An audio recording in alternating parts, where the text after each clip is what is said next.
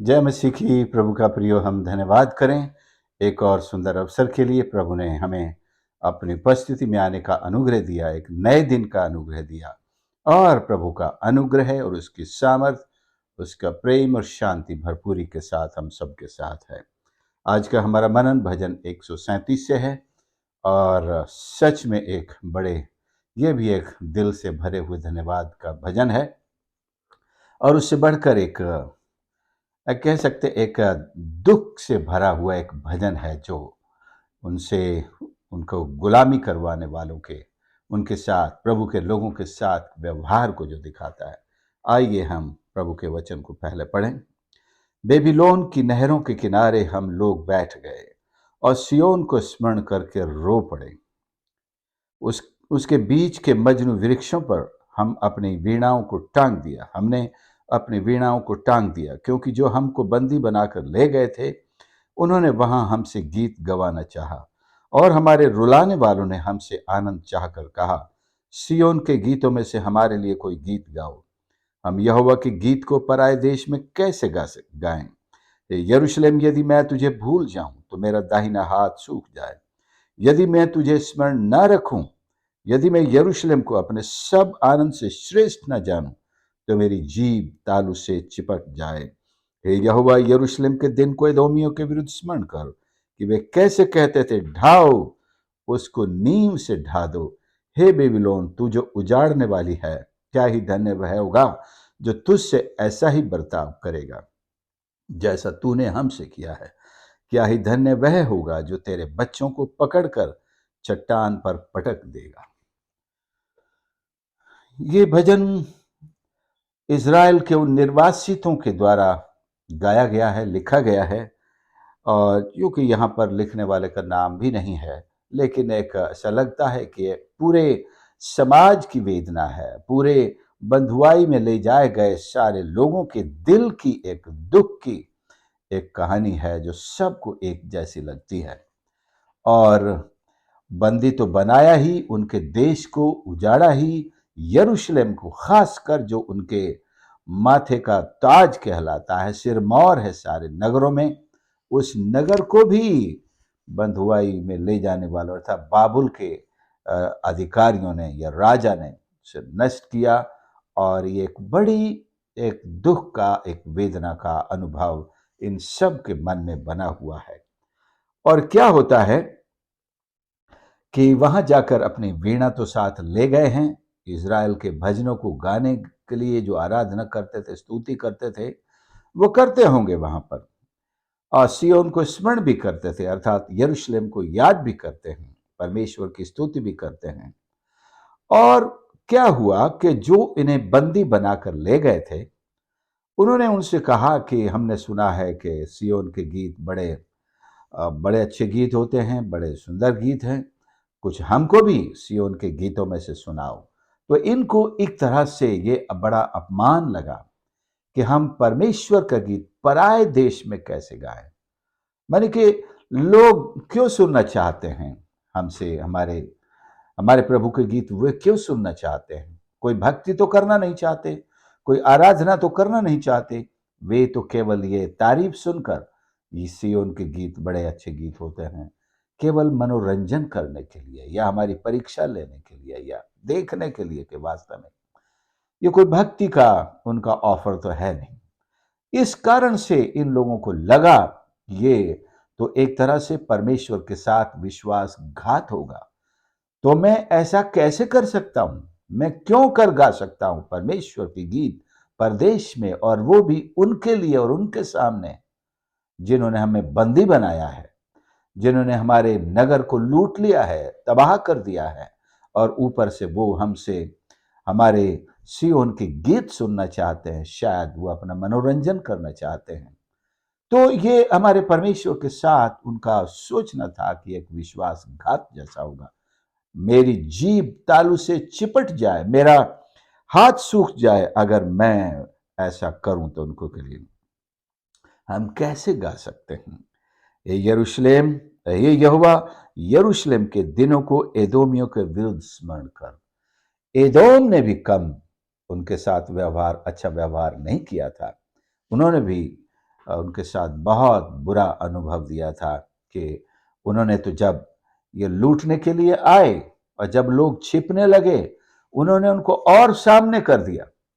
जब कई बार कोई किसी से डर करके आपके घर में आकर छिपे कि आप उसकी रक्षा करेंगे, उसे बचाएंगे, आप बीच में आकर के, एदोम तो भाई है इसराइल का, याकूब का सगा भाई है, एदोम बड़ा भाई है, लेकिन इन लोगों ने जब छोटे भाई पर विपत्ति आई, इन्होंने और बाबुल वासियों की आवाज में आवाज मिला करके कहा, ढा दो ढा दो ढा दो, अच्छा इनको तो ले जाओ, बर्बाद करो, इनको तो गिरा दो। और जो लोग छिप रहे थे उनको भी उन्होंने सामने ला दिया। ये रहे कुछ लोग, तो ये रहे। ये एक बड़े दर्दनाक एक यानी कि अनुभव था, और उसको इजरायली लोग वहां जाकर भी भूले नहीं थे कि बाबुल हो या एदोम हो, दोनों को परमेश्वर सजा दे, ये उनकी बात है। तो हम इससे ये सीखते हैं कि हम परमेश्वर के लोग हैं। हमारे पीछे शैतान की सारी ताकतें पड़ी हुई हैं, और वो हमें तरह तरह से प्रलोभन में डालते हैं, अपनी मर्जी से इस्तेमाल करना चाहते हैं, अपने गुलाम बनाना चाहते हैं, और फिर हमारी भक्ति को अपना मनोरंजन का साधन बनाना चाहते हैं। दूसरे कहते हैं, अगर तुम्हारे ईश्वर में ताकत है, अगर तुम्हारा ईश्वर सच्चा है, अगर तुम्हारा ईश्वर जिंदा है, तो ये चमत्कार करके दिखाओ, ये करके दिखाओ, वो करके दिखाओ। माने ईश्वर नहीं, कोई जादूगर हो, हम ये करके देखें, और इंसानों को केवल दिखाने के लिए करें। अरे सच में अगर आप बीमार हो तो हम आपकी चंगाई के लिए दुआ करेंगे, प्रभु करेगा। अगर आप सच में दुखी हैं, परेशान हैं और मर भी गए हैं, तो परमेश्वर मुर्दे को भी जिंदा करेगा। लेकिन इसलिए हम दुआ करें, इसलिए हम प्रभु से मिन्नत करें कि तुमको दिखाएं हमारा प्रभु सच्चा है, तुमको दिखाएं कि हमारा प्रभु जीवित है, या तुमको दिखाएं। लेकिन जब समय आएगा, हम तो क्या, हमारा प्रभु तुम्हें ऐसा दिखाएगा जहां तुम उसकी ताकत के सामने, उसकी सच्चाई के आगे ठहर नहीं सकोगे, रोगे, गिड़गिड़ाओगे, और ढूंढने पर भी जगह नहीं मिलेगी कि तुम छिप न चाहो। शैतान के सारे गुलाम, उसके सारे एजेंट आज जो अपने आप को दुनिया के ताकतवर समझते हैं, परमेश्वर की सामर्थ के आगे नहीं टिक पाएंगे। तो हमारे लिए एक सांत्वना, एक शांति का वचन है जो परमेश्वर देना चाहता है कि हम अपने परमेश्वर की तारीफ करते रहें, उसके गीत गाते रहें। मैं तो यही कहूंगा कि अगर प्रदेश में भी कोई चाहता है परमेश्वर के गीत हम गाएं, तो हम तो उसे अपनी भक्ति समझकर जरूर गाएं। अपनी अपनी वीणा को या अपने गिटार को किसी मजनू वृक्ष पर न टांगे, बल्कि गाते रहें। परमेश्वर की सामर्थ उतरेगी और इन सब गुलाम बनाने वालों को परमेश्वर देख लेगा। तो आपको जो गाने की टैलेंट परमेश्वर ने दी है, जो दुआ करने की सामर्थ और अभिषेक दिया है, दिखाने के लिए नहीं, लेकिन आप परमेश्वर की सामर्थ को प्रकट करने के लिए और उसके सारे शत्रुओं को जमीन दोज करने के लिए, हराने के लिए, पस्त करने के लिए, शर्मिंदा करने के लिए, पीछे हटाने के लिए जरूर दुआ करें, जरूर प्रार्थना करें और परमेश्वर की सामर्थ को प्रकट करें। दिखाने के लिए नहीं, फिर से कहूंगा, लेकिन परमेश्वर काम करे इनके लिए। तो ये स्वयं ही, जैसे एलिया के साथ उनका कंपटीशन हो गया था और एलिया उनको दिखाने लगा कि कौन है जीवित परमेश्वर, आज यह तय हो जाएगा। और शाम तक, क्योंकि पहला मौका उसने उन्हीं को दिया था, वो न बुला सके अपने देवताओं को, न प्रकट कर सके वो आग स्वर से, लेकिन परमेश्वर ने अपने दास की प्रार्थना को सुन लिया और स्वर्ग से आग भेजकर उनको न सिर्फ दिखा दिया, बल्कि उनका ये अंजाम किया परमेश्वर के दास के द्वारा कि उन सब को मौत के घाट उतार दिया। याद रखो, जो परमेश्वर की सामर्थ को देखना चाहते हैं, जो परमेश्वर आपका जीवित है इसको देखना चाहते हैं, जो ये देखना चाहते हैं तुम्हारा परमेश्वर कितना सच्चा है, हम तो दुआ करेंगे, हम तो दिखाने के लिए परमेश्वर से कहेंगे, और उसके प्रकट होने पर फिर क्या क्या हो सकता है, फिर हम नहीं, हमसे मत कहना कि अब बस हो गया, हाथ रोक लो। ऐसा नहीं होगा। फिर जैसे दाऊद के लिए परमेश्वर ने दया की और हाथ रोक लिया, तो मैं कहना चाहता हूँ ऐसे लोगों से भी, हमारे मसीहत में भी हो सकते हैं, कई प्रभु के सेवकों को चैलेंज करते हैं, कुछ विश्वासी लोग भी होते हैं। हाँ, ये बहुत बड़ी बातें करता है, दिखा खुद तो ऐसा है, खुद के पास तो कुछ है नहीं, कुछ गरीब है। और अगर ऐसा ही आपके दुआ से आशीष मिलती होती तो आपके पास सब कुछ होना चाहिए था। आपकी दुआ से अगर मुझे कार मिली है तो आपके पास तो बहुत सी कारें होनी चाहिए थी। ऐसा नहीं, कई लोग से। लेकिन देखिए, प्रभु का भक्त प्रभु का भक्त है, वो केवल परमेश्वर की सेवा के लिए और परमेश्वर की इच्छा से अपनी आशीषें प्राप्त करता चाहता है। वो इसलिए ईश्वर को नहीं उसने जाना है, सामर्थ्य नहीं पाई कि अपना घर भौतिक और सारी आशीषों से भर ले और दुनिया को दिखाए, देखो मैं कैसा भक्त हूँ, मेरे पास ये है, मेरे पास बंगला गाड़ी है, घर है, इतनी ये चीजें वो चीजें मेरे पास। कई प्रभु के भक्तों के पास हैं भी, प्रभु उन्हें आशीष दे और ज्यादा आशीष दे, लेकिन दिखाने के लिए नहीं। कुछ लोग अगर देखना भी चाहते हो तो देख लो भाई, हमारे पास ईश्वर की आशीष है। लेकिन अगर परमेश्वर को परीक्षा में डालने की बात है तो परीक्षा में तो आप खुद पढ़ोगे, प्रभु के दास नहीं। परीक्षा में तो आप खुद पढ़ोगे और फिर उस परीक्षा का सामना, ओ बाल के उन नबियों से पूछ लेना, वो कहेंगे हमने गलती की भैया।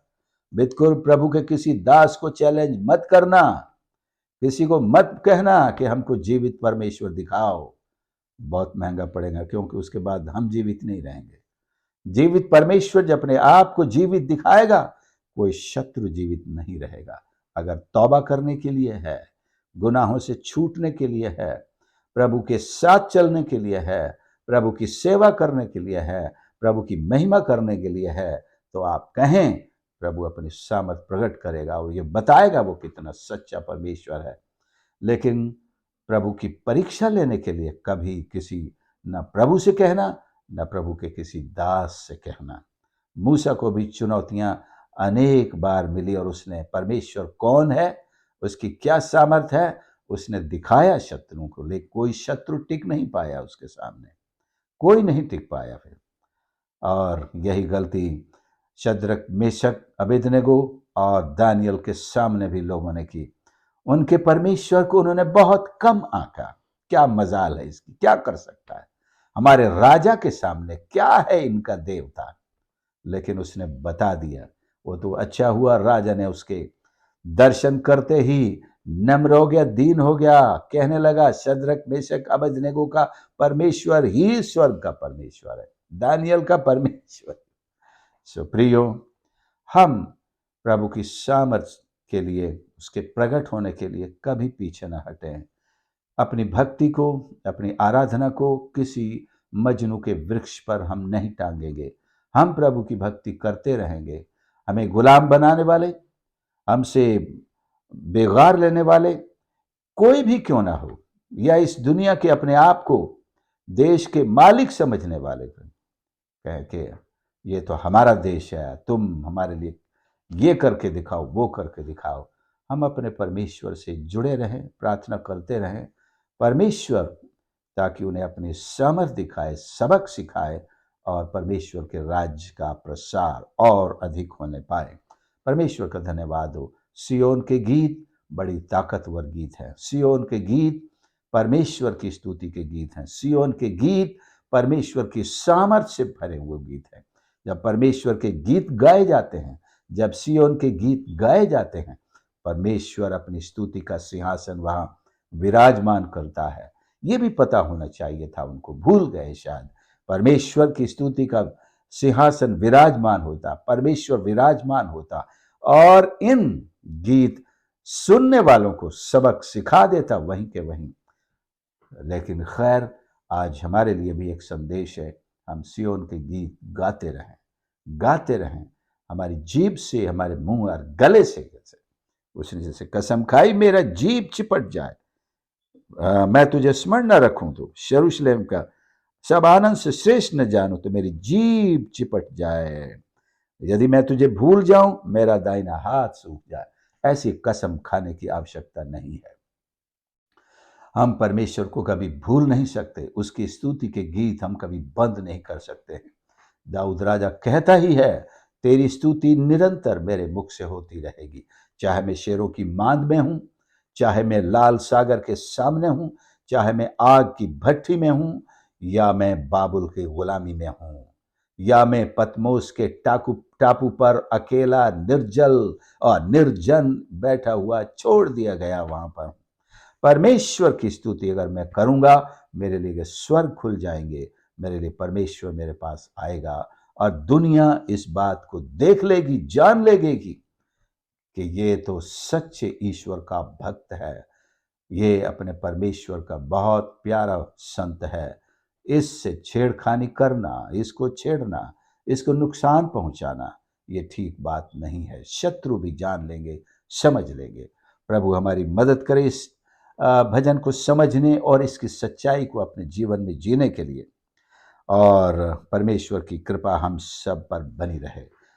इसके विपरीत प्रभु यीशु ने अपने शत्रुओं को क्षमा करना हमें सिखाया है, उनके लिए प्रार्थना करना सिखाया, शत्रुओं से प्रेम करना सिखाया।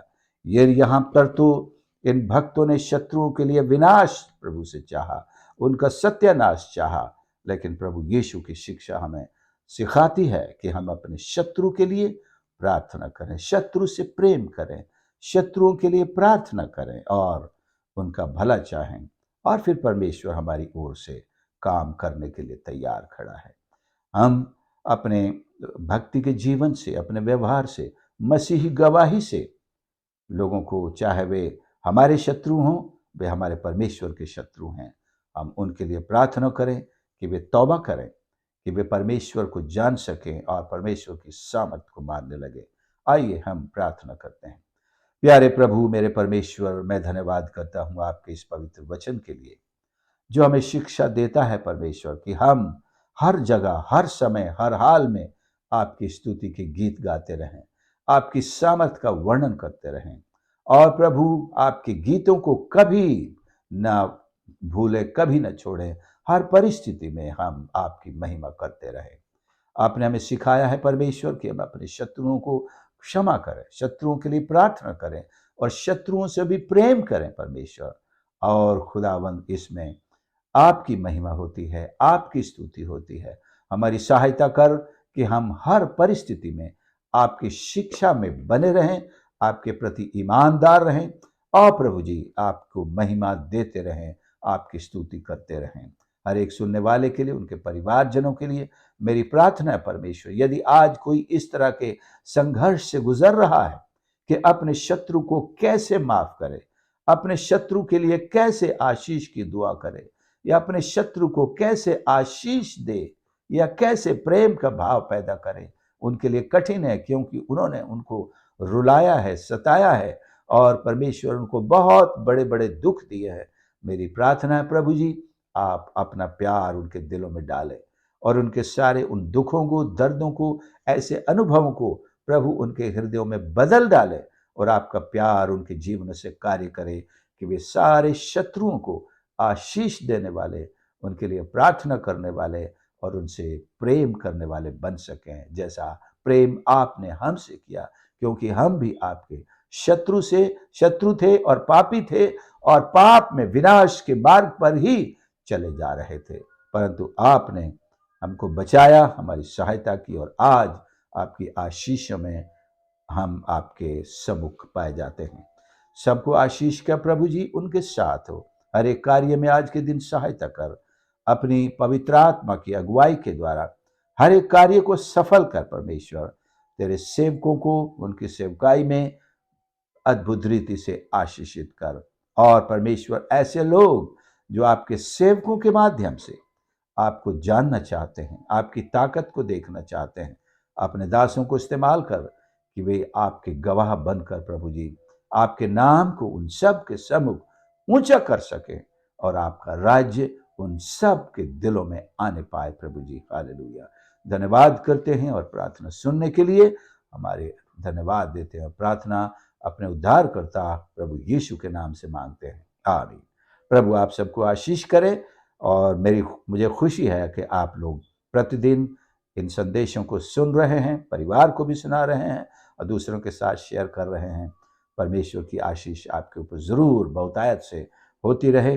और निवेदन करना चाहता हूं कि यदि आपने अभी तक सब्सक्राइब नहीं किया है और यदि आप नए हैं तो ज़रूर आज ही इस चैनल को सब्सक्राइब कर लें और आगे को आपको प्रतिदिन संदेश पहुंचते रहें। और प्रार्थना करता हूं कि आप इस सेवकाई के लिए भी प्रार्थना करते रहें और हम दूसरों के साथ भी इन संदेशों को ज़रूर शेयर करें ताकि और लोग भी प्रभु के वचन से लाभ पा सके, आनंद पा सके और प्रभु की महिमा वे हमारे साथ मिलकर कर सके। God bless you.